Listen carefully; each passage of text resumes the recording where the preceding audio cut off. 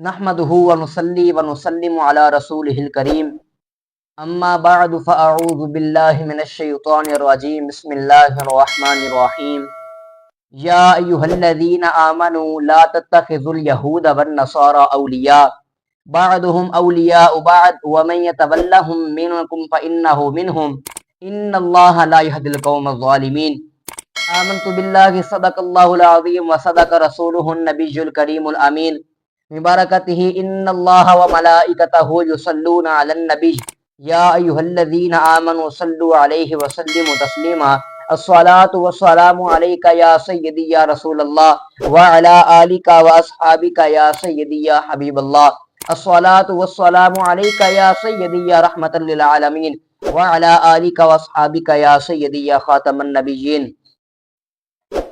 سامعین محترم، میں نے آپ کے سامنے قرآن مجید فرقان حمید کی ایک آیت مبارکہ پڑھنے کا شرف حاصل کیا، جس میں اللہ جل شانہ نے ارشاد فرمایا یا ایھا الذین آمنو۔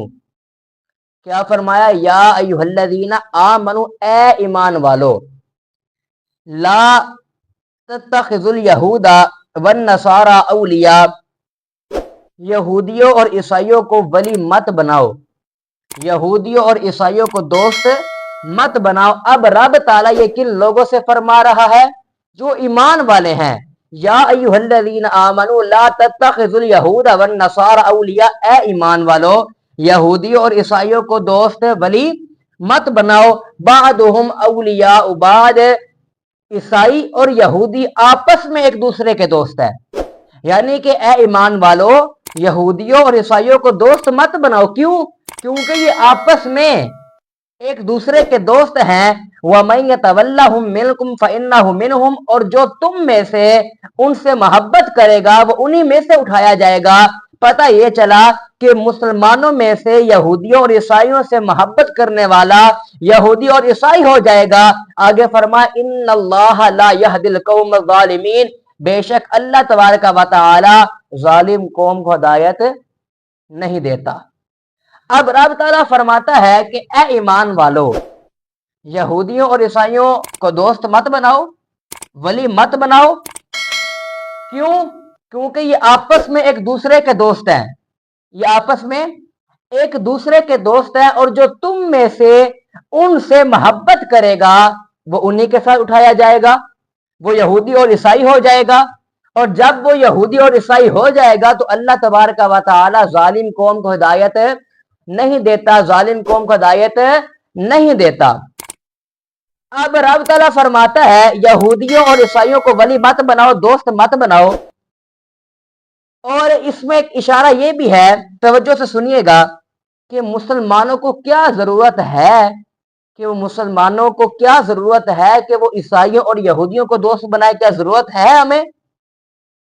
کیا ایمان والوں کو ضرورت ہے کہ وہ عیسائیوں کو دوست بنائے؟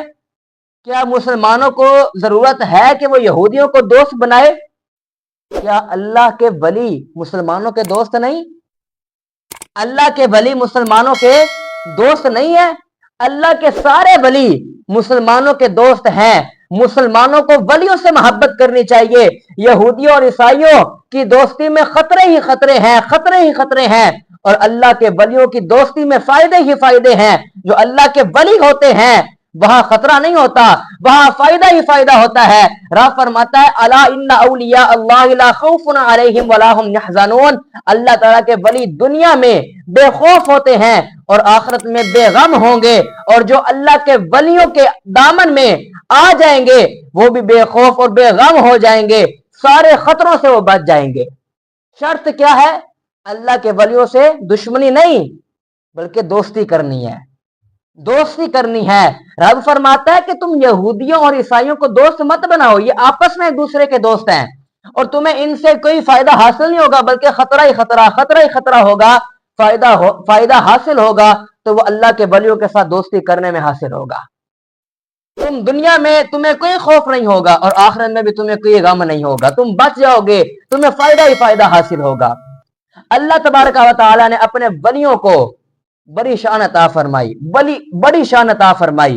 حضور غوث الاعظم شیخ سید عبد القادر جیلانی रहमत उल्लाह ताला अलैह असली हसनी हुसैनी सैयद है, असली हसनी हुसैनी सैयद और तमाम वलियों के बादशाह, तमाम वलियों के बादशाह, वलियों के इमाम, वलियों के मुक्तदा, वलियों के पेशवा, वलियों के जितने वाकयात और जितनी निशानियां कुरान हकीम में मौजूद हैं, अगर वो सारे वाकयात और निशानियां किसी एक वली में तलाश करनी हो तो वो गौसे आजम बगदाद में आप तलाश कर रहे हैं। जितनी निशानियां आपने तलाश करनी है वो आप गौसुल आजम शहनशाह बगदाद में तलाश कर लें। कुरान पाक में असहाबे कहफ का जिक्र है, उनके साथ कुत्ता शामिल हो गया, जन्नती हो गया। हुजूर गौसे आजम की बारगाह ऐसी बारगाह है जिस बारगाह में कोई चोर डाकू आ जाता तो वली बनकर निकलता, कोई चोर डाकू आ जाता तो वली बनकर चला जाता। हजरत सुलेमान के दरबारी नजर डालते हैं तो शहजादी बलकीस का तख्त आ जाता है। हुजूर गौसे आजम के बेशुमार इस किस्म की करामात हैं, हजारों मेलों पर कोई शख्स पहुंचा हुआ हो, आपने नजर करम फरमाई, आपने नजर डाली, फौरन नजर डाली तो वो शख्स हाजिर हो गया। यानी जो भी वलियों की निशानी फर्दन फर्दन वलियों में पाई जाती है वो तमाम निशानियां इकट्ठी गौसे आजम शहनशाह बगदाद में पाई जाती है। सारी निशानियां, आप वलियों के बादशाह हैं, आप वलियों के बादशाह हैं। जिस तरह नबियों की सारी शानें सरकार मदीना सल्लल्लाहु ताला अलैहि वसल्लम में पाई जाती हैं, इसी तरह वलियों की सारी शानें गौसे आजम शहनशाह बगदाद में पाई जाती हैं। हुजूर गौसे आजम का घराना भी वलियों का घराना है। आपके वालिद वली, आपकी वालदा वलिया, आपके नाना गौस और आपकी फुप्पी वलिया, आपकी 25 शहजादियां, 25 शहजादियां और 20 शहजादे वली।